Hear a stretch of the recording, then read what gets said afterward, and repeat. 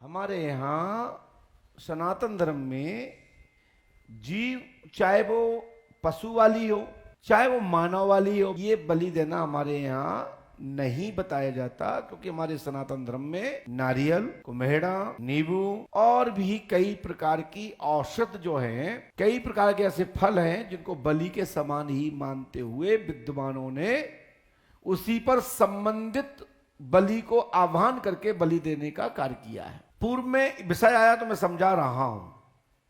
पूर्व में भी बलि लगती थी, ऐसा कई नाटक सीरियल के माध्यम से देखने को मिलता है, कई आख्यानों में भी पढ़ने को मिलता है। तो जब जो बलि दी जाती थी तो उसको जीवित भी कर दिया जाता था। जैसे एक विषय है, पुराण के अंतर्गत आता है कि एक बलि बच्चे की मांग ली। भले भैया आपके बच्चे की ही बलि, यानी कि उसके ही प्रसाद को पाएंगे, दे दो।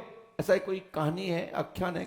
अब वो उसका सारा लेना चाहिए नहीं लेना चाहिए, लेकिन एक हमारे आख्यान पुराणों के अंतर्गत श्रोती जनश्रोती में विद्वानों के मुखारबिंद से हमने सुना है। बताते हैं कि फिर वो उनकी माँ जो वचन दिया था कि रोना नहीं चाहिए, आंसू नहीं आना चाहिए, मन से खिलाना है, संतों ने मांगा था तो दे दिया, लेकिन उनको आंसू नहीं आए, नहीं रोई। संत लोग तृप्त भी हो गए। लेकिन संतों ने कहा आशीर्वाद मांग लीजिए, तो मां बोली आशीर्वाद लोग बच्चों के लिए मांगते हैं, अब जब मेरे पास बच्चे ही नहीं है तो मैं मांगू क्या? नहीं, बोले मांग लीजिए आप जो मांगना चाहो। तो बोले मांगना चाहो तो हमारे पास मांगे किसके लिए? यदि आप देना ही चाहते हैं तो मेरा बच्चा दे दो। तो उन्होंने कि जाओ अपने बच्चे को नाम से बुलाओ। वो बच्चा ओट में से जैसे नाम बोला और वो दौड़ता हुआ हंसते हुए खिलखिलाते आ गया। तो माया पराशक्ति के माध्यम से चमत्कृत रूप से बलि हो गई। लेकिन इस कलयुग में करे तो ऐसा कौन कर सकता है? कलयुग में तो देवता भी सरल हो गए, चाहे कोई गालियां दे देता, चाहे कोई कुछ कर देता। देखो आप यूट्यूब पर कितना कई पंडा पुजारियों को लोग रोज ठोकते, हम ही को 200 लोग रोज ना मालूम क्या बोलते हैं, 200 लोग तारीफ करते हैं। समझ रहे ना? तो ये कलयुग में मंत्र सत्ता, परासत्ता और आस्था का, विश्वास का जो बंधन था, अब कम ही लोगों में देखने को मिलता है। मजबूरन कोई आस्था बनाए हुए हैं, कष्ट में है, दुख में है, किसी को भूत प्रेत लग गए हैं, या डॉक्टर ने मना कर दिया, या डॉक्टर का उपचार नहीं बचा, उन्होंने कह दिया जाओ आप तो भगवान को याद करो, हम तो इलाज पूरा कर चुके। कई डॉक्टर बोल देते हैं।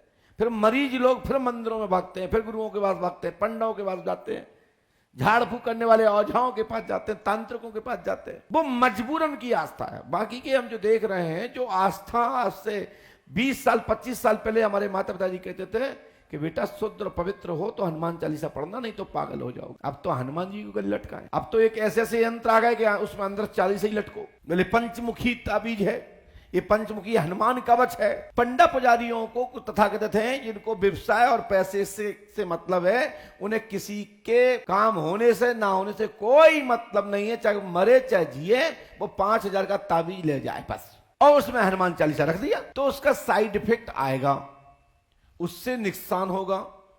समझ रहे हो ना क्या कहना चाहते हैं आपसे?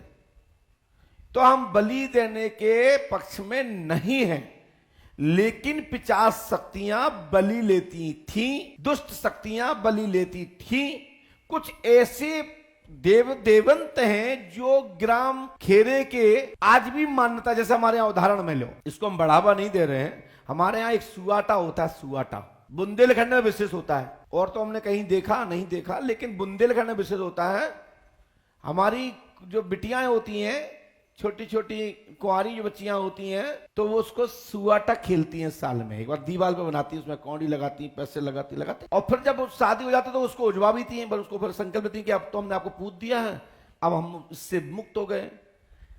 लेकिन जब तक कुंवारी है तो विवाह नहीं हो जाता, तो सुआटा का विवाह भी कराती हैं। वो एक राक्षस था, और उस राक्षस की वो गति होती थी भैया, सर्च करना अभी बुंदेलखंड में बहुत मिलेगा, दीवारों पे मिलता है, मिट्टी में बनाते हैं उसको।